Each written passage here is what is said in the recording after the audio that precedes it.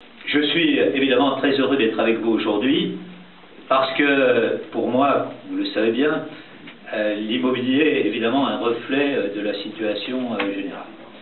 Et je dois dire que lorsque l'on regarde notre agglomération aujourd'hui, on va dire que les choses ne se passent pas trop mal, pour ne pas dire qu'elles se passent assez bien. Dans tous les domaines, je regardais dans le domaine des ventes de logements. L'année dernière a été notre meilleure année depuis, je crois, 2012. Donc on voit bien qu'il y a une conjoncture qui est particulièrement porteuse. Elle est porteuse pour plusieurs raisons. Du fait évidemment de la conjoncture, hélas, européenne, avec des taux extrêmement bas. Quelquefois on se dit qu'un peu plus haut, ça serait pas mal pour l'activité économique, mais aujourd'hui vous en profitez pleinement. Deuxièmement, parce que Madame Pinel est revenue sur des lois qui étaient totalement catastrophiques. Et donc, on voit bien qu'il y a un lien de cause à effet tout de suite, et que les investisseurs sont revenus sur le marché alors qu'ils l'avaient déserté au cours des années passées.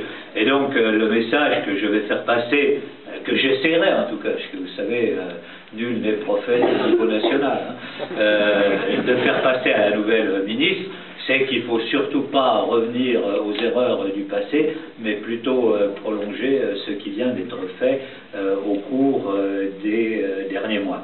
Enfin, troisième point, effectivement, je crois que la façon dont nous travaillons ensemble, en particulier le plan 3A, est quelque chose qui permet aux primo-accédants de pouvoir acheter sur l'agglomération lyonnaise.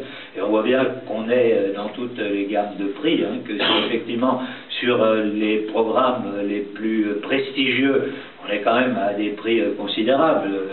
Je disais tout à l'heure à quelques-uns d'entre vous, un maire de Lyon, ça ne pourra jamais venir dans un programme comme ça. J'ai mon notaire, il le sait. Nous, on est des pauvres, donc on est obligé d'avoir des demeures modestes. Mais enfin, on n'est pas envieux. Quand on voit des beaux produits, on se dit que c'est pas mal d'avoir des produits comme cela à Lyon.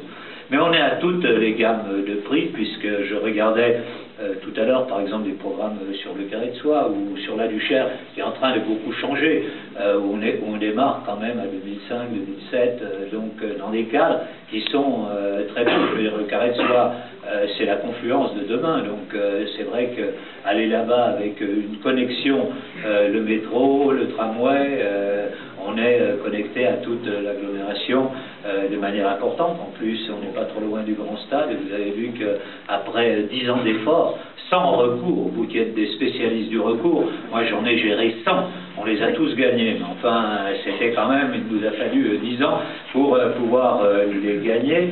Mais du coup, on a un stade, je ne sais pas si vous êtes allé, qui est pas mal du tout, et qu'aujourd'hui, on nous envie. Alors, je sais aussi quels sont les problèmes que vous avez, c'est-à-dire que, comme effectivement, l'année dernière, on a très bien vendu, du coup, le nombre de programmes qui restent à vendre est aujourd'hui un peu plus bas que ce qu'il conviendrait. Alors, c'est sans doute un peu de notre faute. Je dirais quand même que quelquefois, on peut dire que dans une période qui était moins favorable, peut-être un certain nombre de promoteurs ont été un tout petit peu attentifs pour faire démarrer le programme, parce qu'il fallait écouler le stock passé, et donc on a attendu un peu avant de lancer un certain nombre de programmes. On sait, je sais en particulier, que vous avez des problèmes de terrain. Sur deux points, il faut effectivement que l'on puisse mettre sur le marché des terrains nouveaux. Vous avez sans doute vu que sur Lyon et Villeurbanne, on essayait de le faire de manière extrêmement volontariste.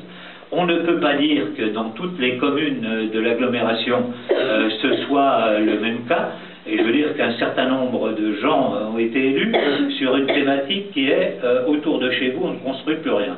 Donc évidemment, après, pour l'avenir, c'est pas terrible quand on a démarré comme ça.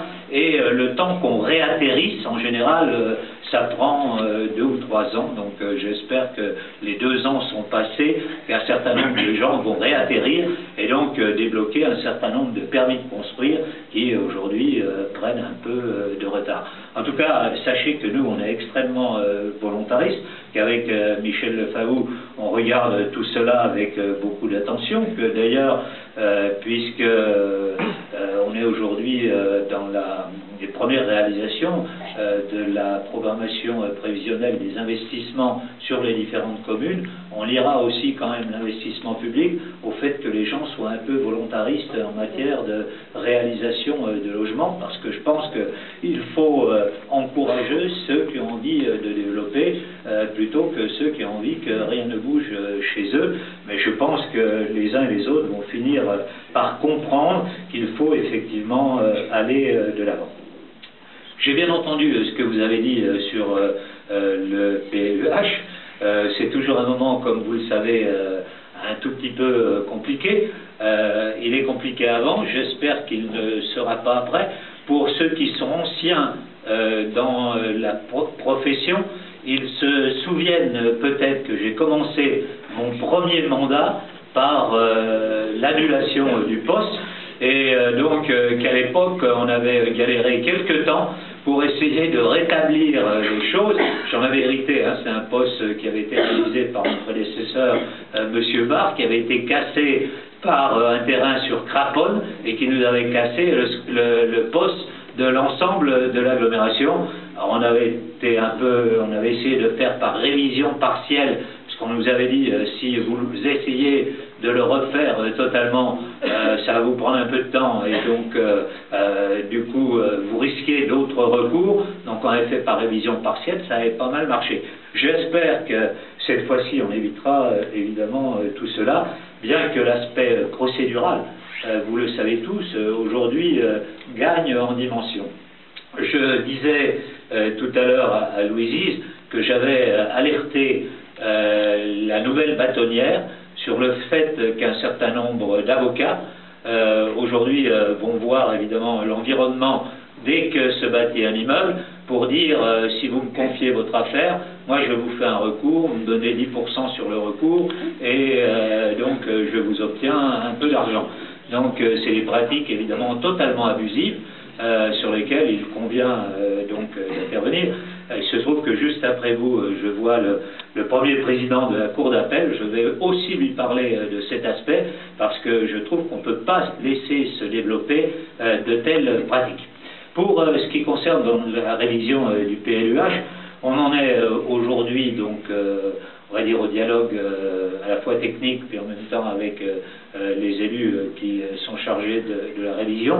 Et puis on aura une séance finale avec moi où vous aurez l'occasion d'exprimer un peu ce qui vous convient, ce qui ne vous convient pas, et où donc avec Michel Lefavou et les autres élus, on arbitrera, et personnellement évidemment, je serai très à l'écoute de ce que vous pourrez me dire, parce qu'il y a des problèmes extrêmement complexes, hein, sur par exemple les problèmes de stationnement, les places de parking, etc., donc sur lesquels moi je veux vous entendre, qui d'ailleurs ne doivent pas être traités de manière uniforme sur tout le territoire, où donc il faut avoir des analyses un peu cas par cas ou particulières, enfin, en essayant de voir, évidemment, il y a une différence entre le cœur de la ville de Lyon, de Villeurbanne, et puis la première périphérie. On ne peut pas traiter les choses de la même manière.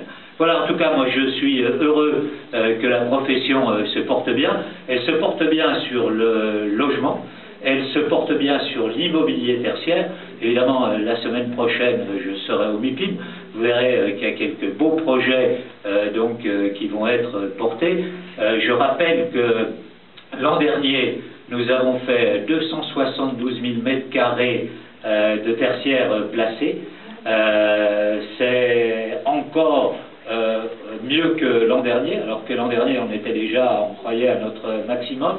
Je rappelle qu'aujourd'hui nous sommes classés 6e en Europe, devant des villes comme Manchester ou comme Barcelone, alors que lorsque je suis arrivé à la tête de la mairie de Lyon en 2020, on se comparait à Lille, Bordeaux ou Toulouse.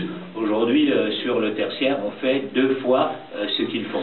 Donc ça veut dire que l'agglomération lyonnaise continue à se développer, et avec vous tous, on va continuer à faire qu'il en aille ainsi dans les prochaines années. Vous savez, quelquefois on me dit quel est le secret, pourquoi Lyon se développe autant. Je dis il y a un secret, c'est qu'on essaye de travailler ensemble. Et c'est le travail coopératif qui permet de développer notre métropole.